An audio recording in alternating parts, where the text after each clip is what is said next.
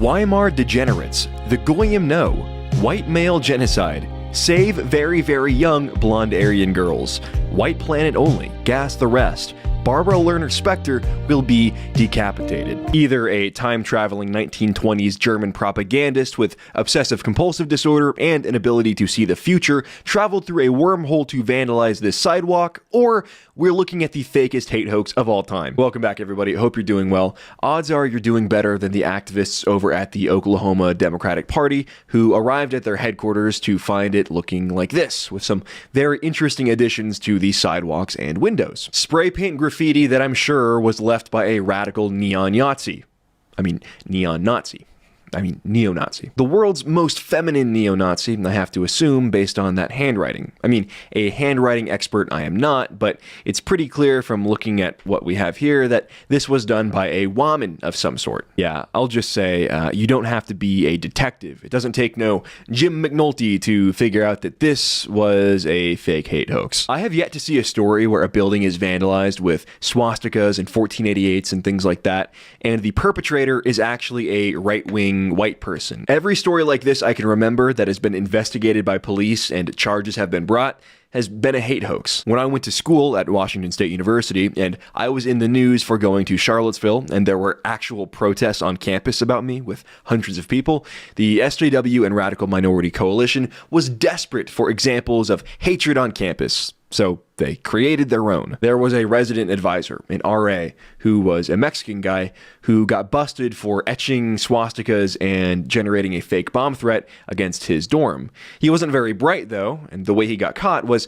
because he was the RA who called in every single swastika, and I believe he even called in the bomb threat. They're not sending their best. Yeah, I literally cannot remember a story like this that has been legitimate. Every single story like this I can remember has been a hate hoax, and this one is no exception. In today's video, we're not going to talk so much about the hoax itself, which is unbelievable beyond parody.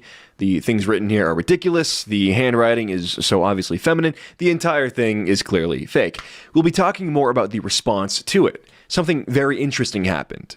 Despite the media, and yes, even the Republican Party of Oklahoma and Republican officials in Oklahoma coming out and treating this like a real, scary, serious thing, yeah, nobody's buying it except for far-left activists. On the heels of the Jussie Smollett miscarriage of justice, let's talk hate hoaxes in today's truly ridiculous example in today's video. But let's assume your IQ is higher than the total number of receptions Dez Bryant had for the 2014 Dallas Cowboys.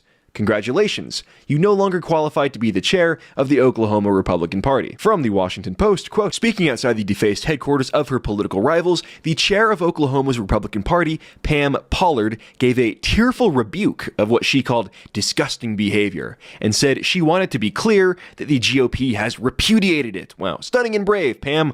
Let's check out the video. States, but not just 50 states, but of all peoples, And this is not just about most of this is not about Democrats. What is written here and what is printed on this asphalt here is racist, and it's about many races. And I'm not going to go into details of it either, because it doesn't matter what races they're condemning. We are Americans. We stand for unification as Americans and the citizens of the United States of America. This isn't so much a caved-in head take as it is a lobotomized take. I know that most of my audience considers themselves to be conservative, but this type of idiocy is why conservatism has been a total failure. Only a conservative would walk right into this trap. In fact, it's not even a trap. This is entirely self-inflicted. Insert meme with bicycle spokes and the stick here. She's putting herself, in fact, not herself, she's putting her party, her supporters, in a position of apology over this graffiti. Graffiti, by the way, that was sprayed on treated concrete and glass, which can be sprayed off with a pressure washer. The quote-unquote vandals hit everything, but don't appear to have sprayed the cars in the parking lot or any unsealed concrete surfaces that would have required chemical treatment. How considerate of them. Oklahoma City's mayor, Republican David Holt, no relation to Jared, I assume, also condemned the vandalism. Quote, one bigot with a spray paint can, or even a group of bigots, do not speak for the hundreds of thousands in this city who stand strongly together against hate and bigotry, he wrote on Twitter. Wow. Brave, brave. Let's love each other just a little bit more today, OKC. What a statement. Oklahoma Governor Kevin Stitt, also a Republican, called the graffiti abhorrent, while Chickasaw Nation Governor Bill Anoatubby, no TV mounted in his chest, I don't think, said the derogatory defacement was saddening but appeared to be a one-off. Eating lead paint chips and huffing exhaust fumes as a child appears to be a prerequisite for becoming a Republican politician. Republican officials like this are essentially throwing their entire base under the bus to appease the left, to hopefully be seen as one of the good ones. Of course, this is nothing new. Conservatives have been doing this for a long time, starting with Russell Kirk, William F. Buckley, Jonah Goldberg. They've all taken pride in throwing anti-war, libertarian, and ethno-conscious right-wingers out of the conservative movement over the past couple decades. In fact, that practice goes all the way back to the 1950s. Again, nobody believes this graffiti is real. Nobody believes it was done by a right-winger or a Republican or anything like that. Pretty much everybody can see this is a self-inflicted hate hoax. If Republicans were good at politics, which they aren't, they would be hammering this message home. On the heels of the Jussie Smollett case being dismissed, this would be an opportunity for Republicans to make some serious political hay and expose the fact that the radical left is so desperate to be victimized that they are willing to deface their own property, commit vandalism against themselves in order to make the Republicans, conservatives, the right, and white people all look bad. Patrick Spencer, an Oklahoma City journalist, tweeted the following: "Police are releasing images of a woman they want to talk to about vandalism at the Chickasaw Nation headquarters and Oklahoma Democratic Party headquarters. Frumpy unkempt hair, ill-fitting sweatshirt, the glasses. Anybody want to take a bet as to whomst this woman voted for in the 2016 election? Do you think this presumably childless cat lady is deeply concerned with the future of, and I quote, very, very young Aryan girls, or guillotining Barbara Lerner Specter?" I think there's a resurgence of anti-Semitism because at this point in time, Europe has not yet learned how to be multicultural. And I think we're going to be part of the throes of that transformation, which must take place. Europe is not going to be the monolithic societies that they once were in the last century. Jews are going to be at the center of that. It's a huge transformation for Europe to make. They are now going into a multicultural mode, and Jews will be resented because of our leading role. But without that leading role and without that transformation, Europe will not survive. Let's take a look at the Twitter replies. "Look at her hair and how she's dressed. Leftist for sure. My thoughts exactly. Reeks of dramacrat. Oh, sick fucking burn, boomer.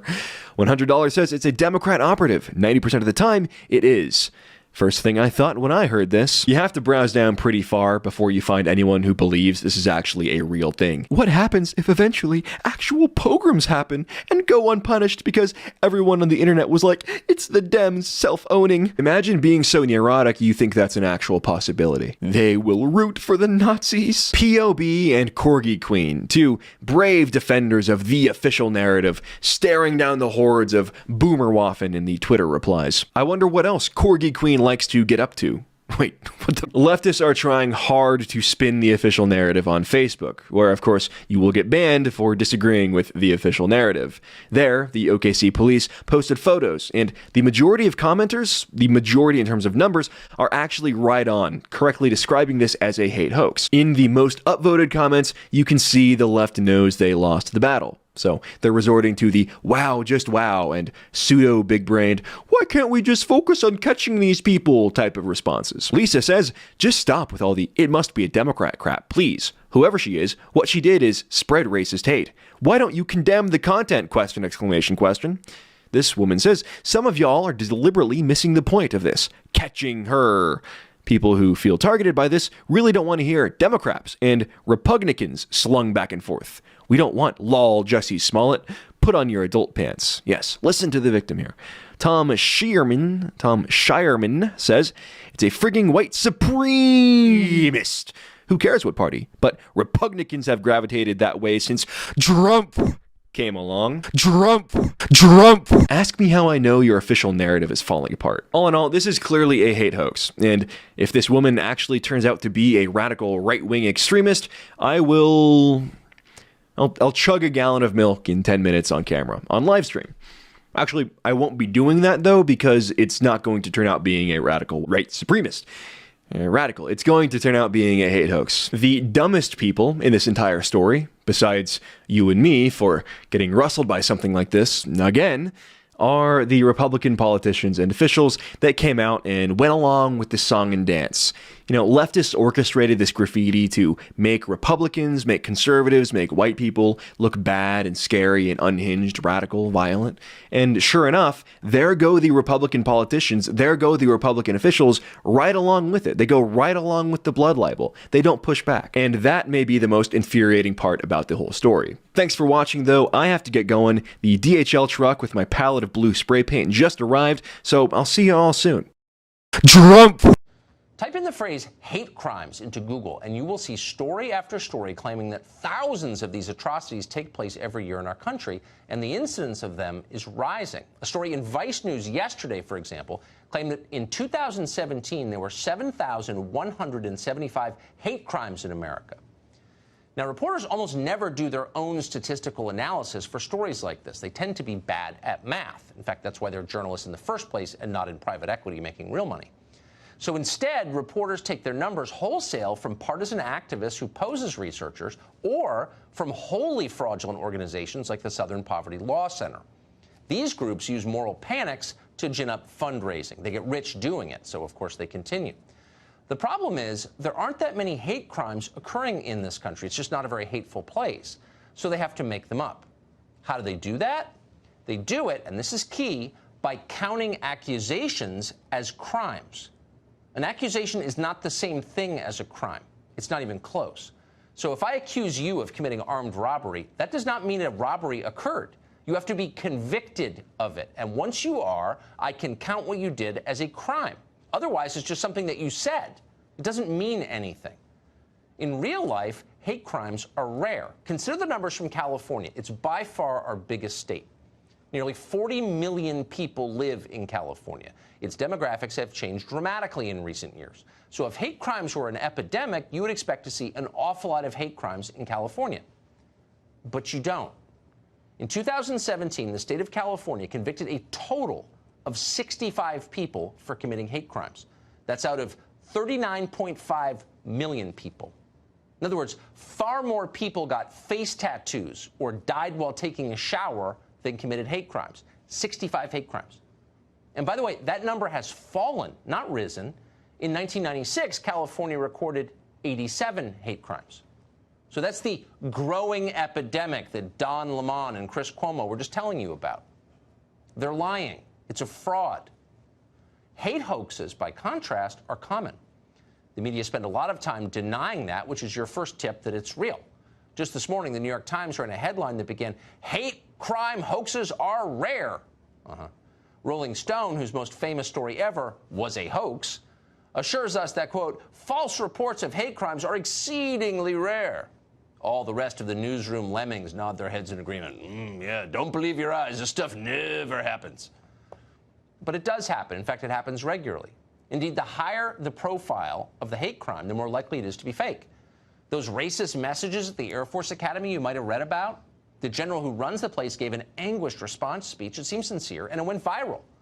But the whole thing was fiction. The fake victims did it to themselves. Now, how about those 3 University of Albany students who were attacked by white supremacists on a bus a few years ago?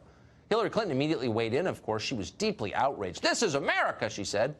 Turns out that 3 students were the dangerous ones themselves. They'd attacked a woman and then invented the hoax to cover their tracks. Threats to Jewish community centers were a huge story in 2017. The press suggested they were the work of some deranged anti-Semitic Trump supporters, assuming that's not redundant in the view of the press. Once again, totally fake. An Israeli teenager did it. And so on and on and on. In the space of a single month, November 2016, there were at least 13 well-publicized hate crimes that turned out to be hoaxes. 13. That was also the month that Trump got elected, which tells you what's really going on here.